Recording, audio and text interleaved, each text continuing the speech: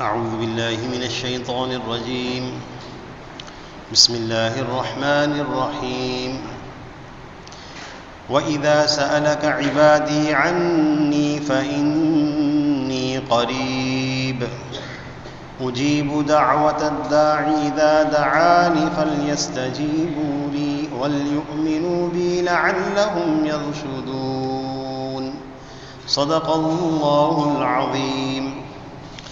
سورۃ البقرہ کی آیت نمبر 186 ہے۔ اس آیت سے ماقبل میں رمضان کے روزوں کا ذکر ہے، رمضان کے روزوں کی فضیلت کا ذکر ہے، اور روزے سے جو مقصود تقوی اس کا ذکر ہے۔ پھر اس کے بیچ میں یہ آیت ہے جس کی ہم نے تلاوت کی ہے، جس کی اللہ پاک نے تلاوت کی توفیق عطا فرمائی۔ اس کے بعد پھر رمضان کے روزوں کے کچھ احکامات کا ذکر ہے، اعتکاف کا ذکر ہے۔ تو رمضان کے روزے اعتکاف، اس کے فضائل اور مسائل کے بیچ میں اللہ نے اس آیت کو بیان فرمایا، جس کا ترجمہ یہ ہے وَإِذَا سَأَلَكَ عِبَادِي، جب میرے بندے آپ سے میرے بارے میں پوچھیں۔ چند بدو لوگ آئے تھے، دیہات کے لوگ آئے تھے، انہوں نے آپ صلی اللہ علیہ وسلم سے سوال کیا۔ حضرات صحابہ اکرام رضی اللہ عنہم اجمعین کی تمنا یہ رہتی تھی کہ دیہات کے لوگ آ کر سوال کریں تاکہ ہمیں بھی سیکھنے کا موقع ملے۔ حضرات صحابہ اکرام رضی اللہ عنہم اجمعین کے سامنے ادب کا اتنا غلبہ ہوتا تھا کہ بہت سارے سوالات یہ حضرات نہ کر پاتے، اور دیہات کے لوگ سیدھے سادے آتے اور سوال کر لیتے۔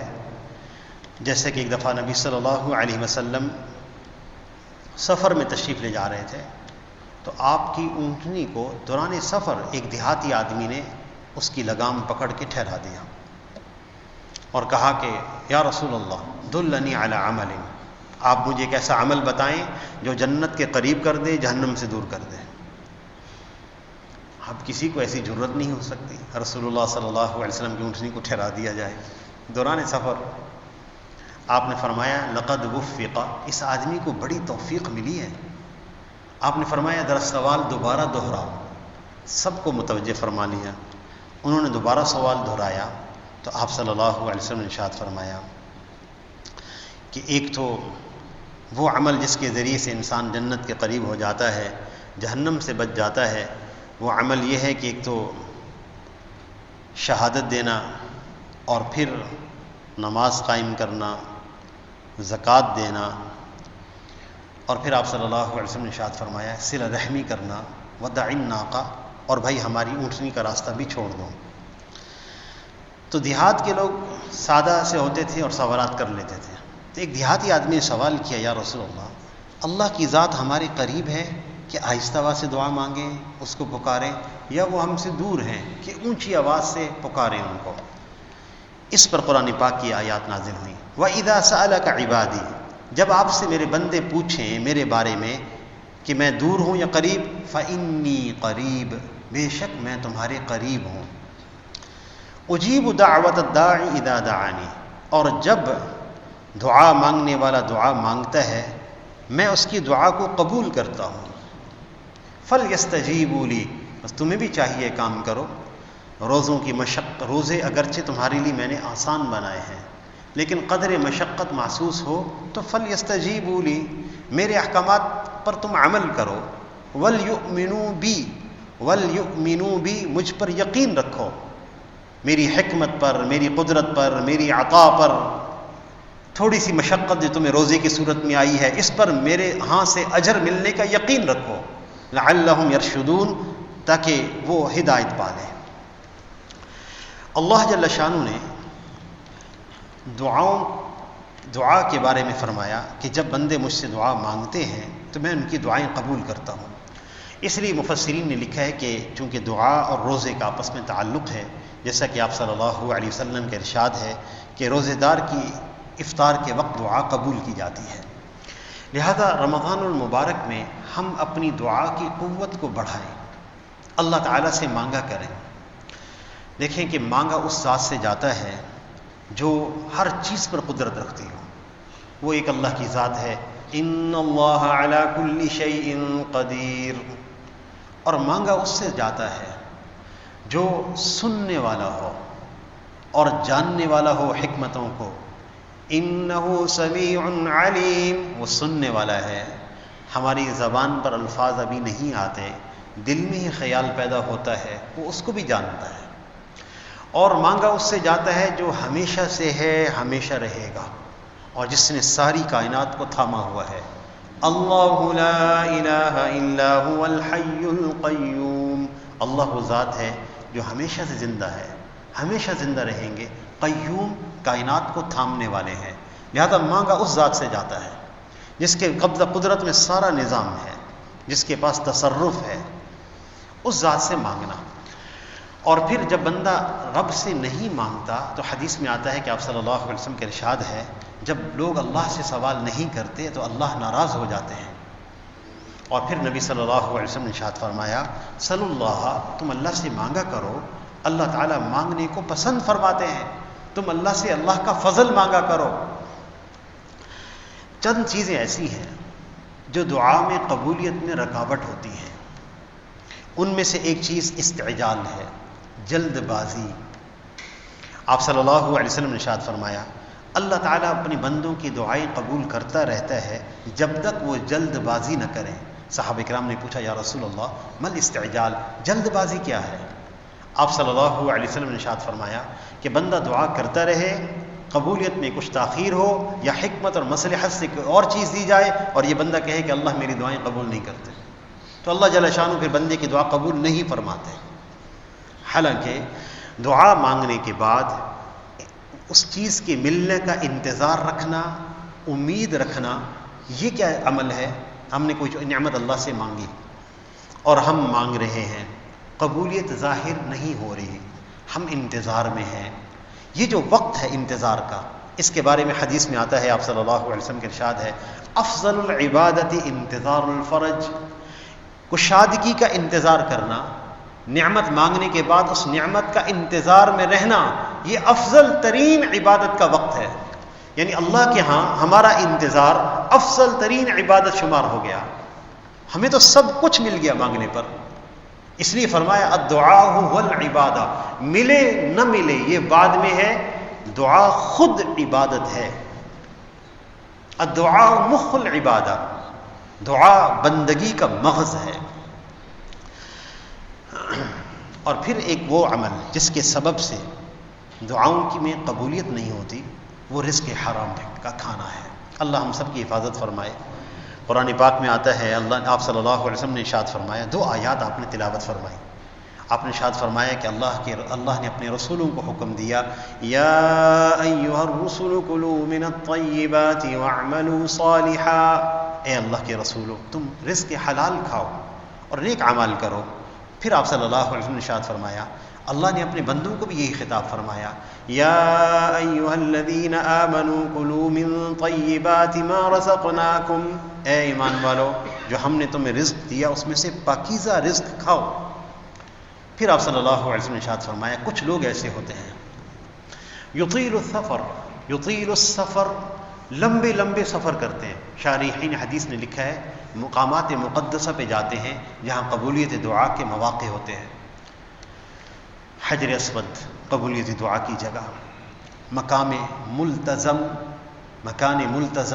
قبولیت دعا کی جگہ، طواف قبولیت دعا کی جگہ، طواف کے بعد 2 رکعت نماز پڑھنا قبولیت دعا کا وقت، صفا قبولیت دعا کی جگہ، مروہ قبولیت دعا کی جگہ، غار ثور قبولیت دعا کی جگہ، حرا قبولیت دعا کی جگہ، مزدلفہ اور جبل رحمت کے قریب مانگنا. جبل رحمت خود قبولیت دعا کی جگہ، عرفہ خود قبولیت دعا کی جگہ، مزدلفہ قبولیت دعا کی جگہ، منا قبولیت دعا کی جگہ.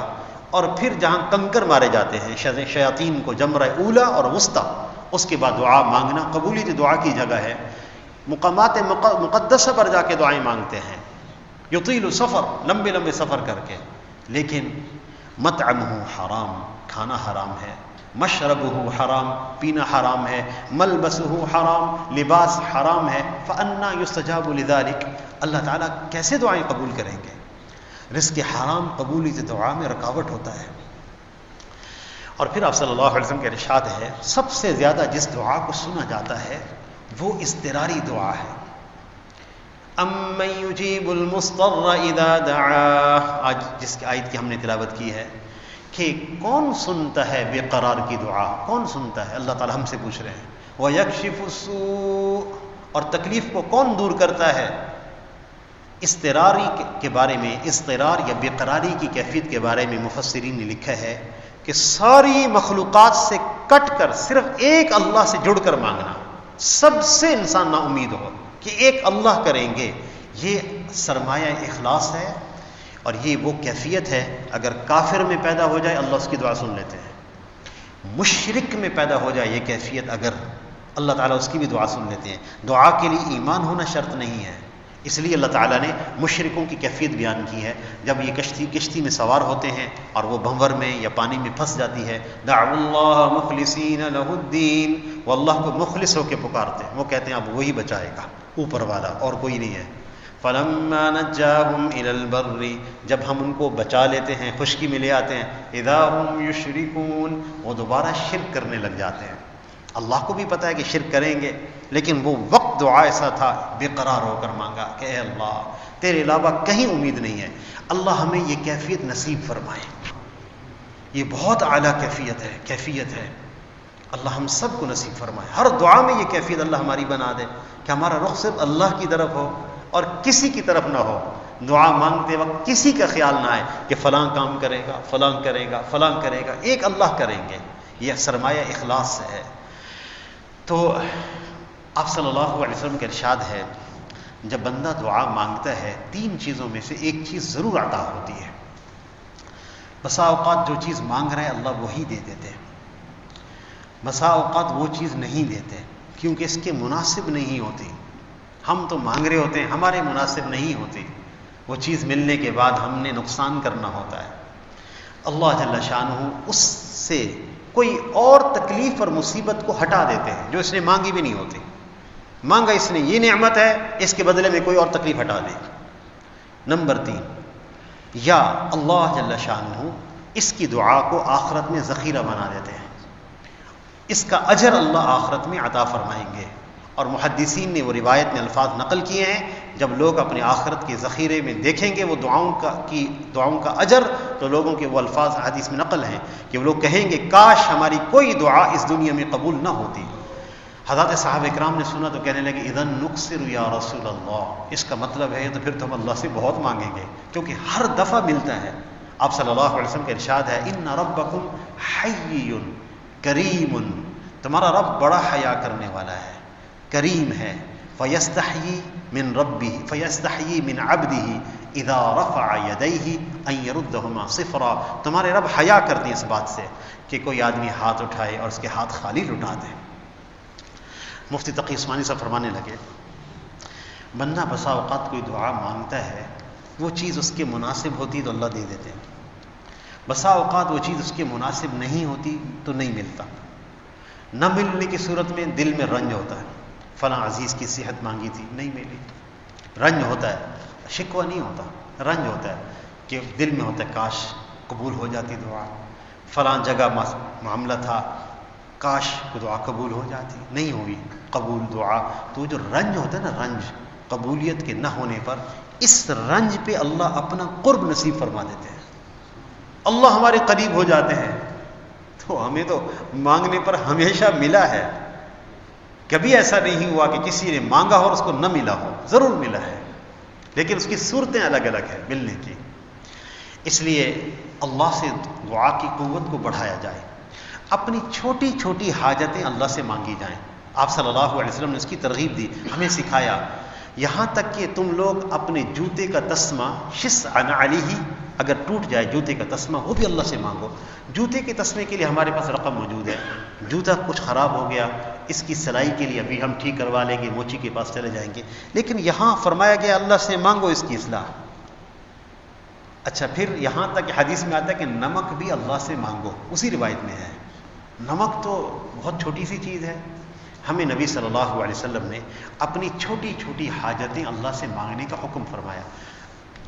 افطاری کا وقت ہے، دعا مانگ رہے ہیں اللہ ہمیں اچھا کھانا کھلا دیں، اور جو ہے وہ سردی لگ رہی ہے، اے اللہ ہمیں گرم اچھے کپڑے عطا فرما دیں، گرمی لگ رہی ہے اللہ ٹھنڈک عطا فرما دیں، ابھی ٹھنڈک والی جگہ پہ ہم چلے جائیں گے، پنکھے کے نیچے چلے جائیں گے، لیکن اللہ سے مانگنا ہے۔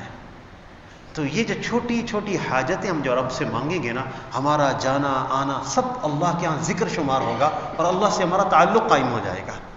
اس کی کوشش کریں گے نا انشاءاللہ۔ اور کچھ دعائیں ایسی ہیں جو خود سکھائی گئی ہیں اللہ کی طرف سے، ان دعاؤں کے مانگنے کا اہتمام ہونا چاہیے۔